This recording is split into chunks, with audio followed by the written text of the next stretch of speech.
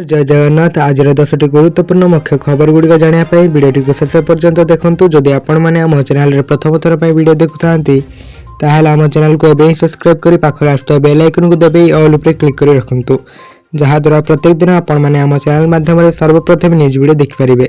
तेज चलतु डेरी नक खबर पर नजर पकाइबा। एवं 2 नुहे वर्ष को 3 थर बढ़ महंगा भत्ता। अष्टम वेतन कमिशनर बड़ उपहार। जानतु डीए पॉलिसी कौन। केंद्र सरकार अष्टम वेतन कमिशन को अनुमोदन करने पर यह नूतन वर्षर देश में कार्यकारी होइछि। फल केंद्र सरकार कर्मचारी दरमा एवं पेंशन एक उल्लेखनीय वृद्धि हेब बोली आशा करा जाउछि।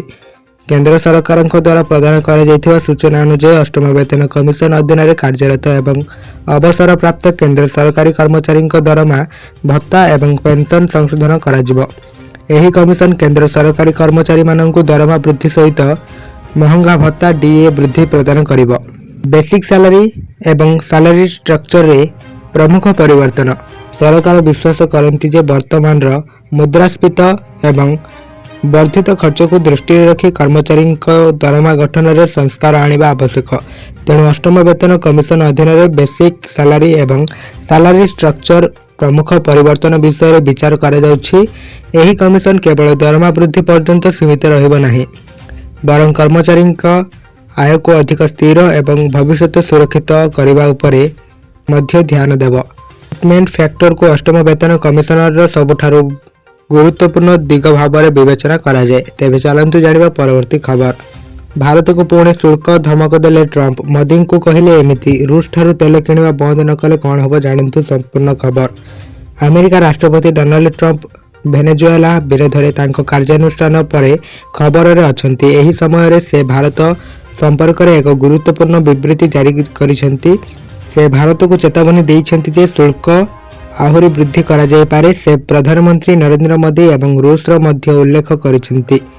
ट्रंप भारत समेत अनेक देश उपर शुल्क लागू करिसेंती। गुरुत्वपूर्ण कथा हेउची से भारत उपर 50% शुल्क लागू करिसेंती। एक एएनआई रिपोर्ट अनुसार ट्रंप भारत उपर शुल्क लागू करने विषय में उल्लेख करिसेंती। एही प्रसंग में सेमाने प्रकृत में मते संतुष्ट करने को चाहूथिले। प्रधानमंत्री मोदी जड़े बहुत भल व्यक्ति। से जानिथिले जे मु भारत द्वारा रूसीय तेल किणवारे खुशी नुहे। तेज चलतु जानिबा परवर्ती खबर। बैंक स्ट्राइक धर्मघट घोषणा कले बैंक कर्मचारी। जनवरी मासरे लगातार 4 दिन बंद रहिबो बैंक, नचेत आपन को आसंता मास पर्यंत अपेक्षा करने को पड़ी पारे। कारण बैंक गुड़िक धर्मघट घोषणा करिसेंती। धर्मघट गोटे दिन पई हेबो, किंतु 3 दिन पई काम बाधा प्राप्त हेबो। कारण धर्मघट पूर्व बैंक गुड़िक मध्य लगातार 3 दिन छुट्टी रे रहिबो। फलस्वरूप लगातार 4 दिन पई काम बाधा प्राप्त हो पारे, जहाँ साधारण लोकंक पई मानकर बैंक काम सारिबा पर समस्या सृष्टि करि पारे। आसंतु आमे आपन को यह मध्य जणाइबु जे बैंक गुड़िक केउ तारिख रे धर्मघट घोषणा करिसेंती एवं समानकर दाबी कौन। लगातार 4 दिन पई बैंक गुड़िक बंद रहिबो। United forum of bank union रो तत्वावधान रे बैंक कर्मचारी यूनियन गुड़िक जनवरी 27 तारिख में देशव्यापी 5 दिनिया कार्य सप्ताह लागू करने दाबी रे देशव्यापी धर्मघट धमक देइछंती। तेज चलतु जानिबा परवर्ती खबर। 7 तारिख पर्यंत विभिन्न जिले में कुहुड़ी नहीं पाणीपाग विभाग आकलन। सोमवार ठारे राज्य में पुणी शीत बढ़िबो।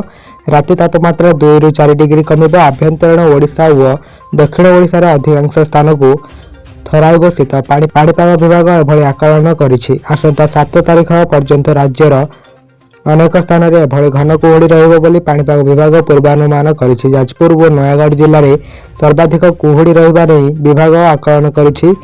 सेहीपरि आसंता 3 दिन राति तापमात्रा 2 ରୁ 4 डिग्री खसिबा संभावना रही। सोमवार फुलबाणी, बौद्ध, अनुगुल, सोनपुर, बलांगीर, टिटलागढ़, नुआपड़ा, नवरंगपुर रे राति तापमात्रा 10 ରୁ 12 डिग्री भितर रहिबो। मंगलवार फुलबाणी रे 8 डिग्री, कोरापुट रे 9, बौद्ध और भवानीपाटना रे 10, राउरकेला, सुंदरगढ़ और झारसुगुड़ा रे 11, केन्दुझर, ढेंकानाल और मालकानगिरी रे राति तापमात्रा 12 डिग्री रही पारे। तेज चलतु जानिबा परवर्ती खबर। लभरू चाकरी गला। कोटी कोटी लांच नहीं धरा पड़े। शेष में देवालिया हो गले आईएएस अधिकारी। एमिति एक घटना सामना को आसी जहाँकि सारा देश में चांचल्य खेलाई देइछि। देश में जड़े आईएएस ऑफिसर को अनेक सम्मान दि जाए, मात्र निकट में जड़े आईएएस अधिकारी एपरी किछि करिसेंती जहाकु नहीं अनेक लोक तांकु गाली करुछंती। गुजरात सरकार 2015 बैच आईएएस अधिकारी एवं पूर्वतन सुरेंद्रनगर अंचल जिला मजिस्ट्रेट राजेंद्र कुमार पटेल को चाकरी निलंबित कर पूर्व जनवरी 2 तारिख में परिवर्तन निर्देशालय ईडी मनी लॉन्ड्री निवारण आईन अधीन में गिरफ करथिला। सरकार कहिसेंति तदंत चालू रहुथिबारु एही कार्यानुष्ठान आवश्यक थिला। ईडी तदंतरू जणा पड़िछि जे पटेल विरोध में भूमि व्यवहार परिवर्तन आवेदन गुड़ी को अनुमोदन करने लांच ग्रहण कर अभियोग रही। तेज चलती जाना परवर्ती खबर। भेनेजुएला पर अमेरिका टार्गेट रे 5 देश एभली धमक देले ट्रंप। भेनेजुएला उपर अमेरिका आक्रमण पर एबे कहा पाली अमेरिका टार्गेट रे एबे किए। अमेरिका भेनेजुएला उपर सामरिक आक्रमण आरंभ करी राष्ट्रपति निकोलास मादुरो एवं तांको स्त्री सिलिया फ्लारेस को निज देश को उठाई आनी। भयंकर विरुद्ध में आईनगत कार्यानुष्ठान ग्रहण कर सारा विश्व अमेरिकार एभली कार्य को समालोचना करुछि, किंतु ट्रंप चुप बसी नहांती। ट्रंप भेनेजुएला को धमक देइछंती जे जदि देशर अंतरीण राष्ट्रपति डेलसी रोड्रिगेज सठिक भाव में कार्य न करती तेबे मादुरो को भारी मूल्य देवाक पड़ पारे। भेनेजुएला उपर पुणी आक्रमण हो पारे। कही रखुछु जे ट्रंप का आक्रमण धमक केवल भेनेजुएला रे सीमित नुहे, से एककालीन कोलंबिया, क्यूबा, ईरान, ग्रीनलैंड एवं मेक्सिको को मध्य धमक देइछंती। तेबे चलंतु जानिबा परवर्ती खबर। ओडिशा रे सरकारी चाकरी पई प्रस्तुत हेउथिबा युवक युवती माननक पई खुशी खबर आसीछि। ओडिशा लोकसेवा आयोग अतिरिक्त कृषि अधिकारी नियुक्ति 2026 पई सरकारी विज्ञप्ति प्रकाश पाइछि। एही नियुक्ति जरिया रे कृषि व कृषक सशक्तिकरण विभाग रे ग्रुप बी रो पाखापाखी 118 पदवी पूरण करा जिबार योजना रहिछि। एही पदवी मध्यरु 40 महिलांक पई संरक्षित रहिछि, जहाकि महिला प्रार्थींक पई एक गुरुत्वपूर्ण सरकारी चाकरी रो सुजोग प्रदान करुछि। जनवरी 10 तारिख रो ऑनलाइन आवेदन आयोग पक्षर प्रदान करा जाउथवा सूचना अनुसार आग्रही एवं योग्य प्रार्थी माने 2026 जनवरी 10 तारिख रो ऑनलाइन रे आवेदन करि परिबे। आवेदन रो शेष तारीख जनवरी 30 रही। प्रार्थी माने सरकारी ओपीएससी वेबसाइट परिदर्शन करी आवेदन प्रक्रिया समाप्त करि परिबे। नियुक्ति संबंधी समस्त आवश्यक सूचना जेपरिक योग्यता, आवेदन प्रक्रिया एवं चयन सहित जड़ित नियम आयोग वेबसाइट रे उपलब्ध रही। अतिरिक्त कृषि अधिकारी पदवी कृषि किंबा उद्यान कृषि पढ़िथिबा एवं सरकारी सेवारे योगदान करी चाषी सहित काम करने को चाहूथिबा युवक युवती यह सुवर्ण सुजोग।